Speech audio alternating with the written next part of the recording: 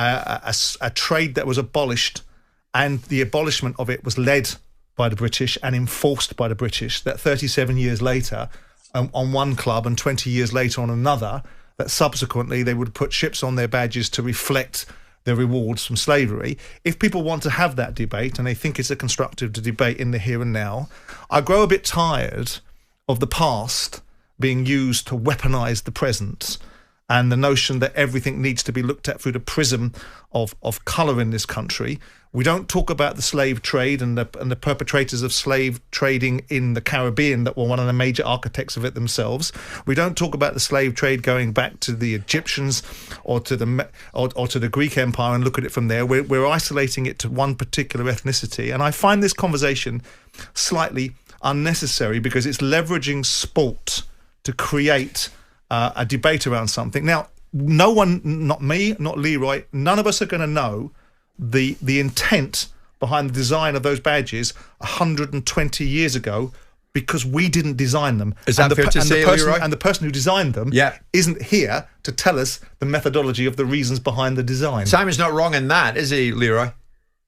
No, he's not wrong in what he said, but what I do disagree with Simon about using the prism of colour as a debate, but it's easy for you to say, in all honesty, because the use of colour has been used as a prism in how my life has been.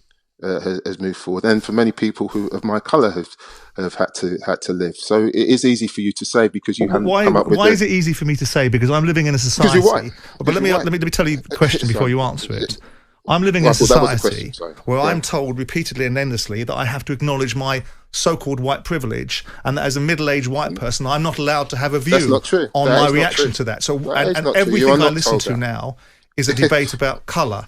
And it's not true, and circumstances surrounding it. True. Yeah, the definition of white privilege is wrong, and you're not told that on a daily I am.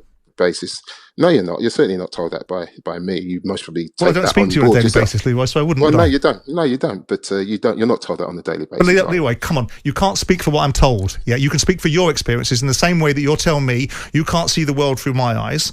I'll accept that. So you can't now tell me how you can see the world through my eyes. No, I can't. But what I can tell you is that how you can see it through my eyes, and it isn't through. It has to be seen through a prism of colour, because that's how it affects people, and maybe it doesn't affect you in the same way. But you have to accept that through my eyes, that's how the world is. Leroy, I'm just looking at some of the messages coming in, specifically on the City and United badges and the ship on the crest. Rob's a Manchester United fan. Manchester United changing the badge is ridiculous. What next? The devil being removed due to it being offensive religiously? This is sport. It's a badge. Get on with it. There's Albert and Croydon. You know, about the badges, it's woke nonsense, this. We cannot allow this. It's people spouting rubbish. Jordan, a Manchester City fan. The ship represents the Manchester Ship Canal, and the three stripes represent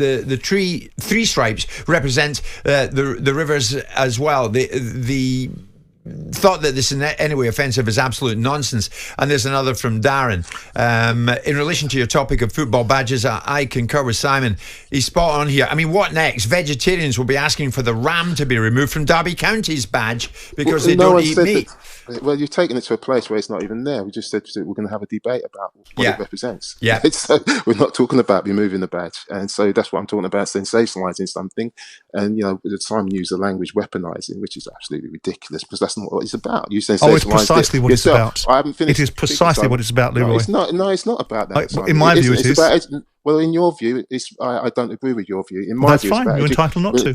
Well, in my view, it's about education, and it's about making sure that people are educated about what has happened in our world, and it's as simple as that. So it's not about weaponising something or using it as a prism through colour. It's about educating people in a way that is informative and helps them to move forward and make better decisions.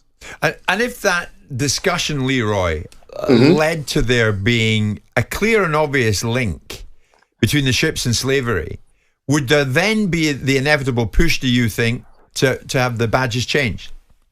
I don't know. But I think that what I'm talking about is positive outcomes, because what we've gone into, you had loads of people sending in emails about, you know, it's ridiculous to change the badge. It's not what we're talking about. We've gone into a place that we haven't even contemplated.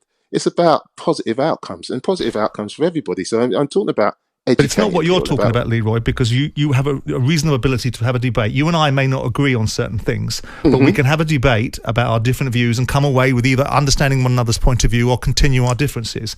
There are other people within the framework of activism that are not interested in that. They are interested in weaponizing scenarios. They are interested in visiting the past and superimpose it over the present. They are interested in the notion of reparations and making current generations have consequences for past ones. So it's not reasonable for you to suggest that I'm beyond the pale of reasonability to suggest that the language that's being used is being weaponized. Maybe not by you, Leroy. Thank you. That's what and I'm I saying. accept that entirely because I think we're having a difference of opinion, but a respectful difference of opinion. And you brought in a load of people about, it's about activists and people like that about, and I'm having a discussion with you and Jim, Simon, and you're talking about activists. But we're talking about where this is going, Leroy. And we're talking about the agenda behind the individuals. We don't know where it's going, Simon. We don't know where it's going. We don't know where the discussion I know would go. where people would like it to go. Because if we are in some shape or form, you've looked at these badges from Manchester United. You don't know where I'd like it to go, Simon. Well, I've looked at these badges from, and you're saying because you're a white person, you wouldn't look at it this way, and I can understand that. You're starting to weaponise it now because you don't know where I'd like it to go. I'm talking about having a sensible discussion. Those are my words: sensible discussion and debate about how we move forward. Now, that's not weaponising it. That's not being active. No, in this conversation, Leroy, you're perfectly correct. That's the conversation that we're having. But why are you taking it to a place where you get in? And what happens is you get messages from people saying, "Yes, Simon's right. He's right. We don't want to get rid of the badge," and people get, and you're taking them to a place where we have got a problem. That's what you're doing. You're whipping up people and taking them to a place. No.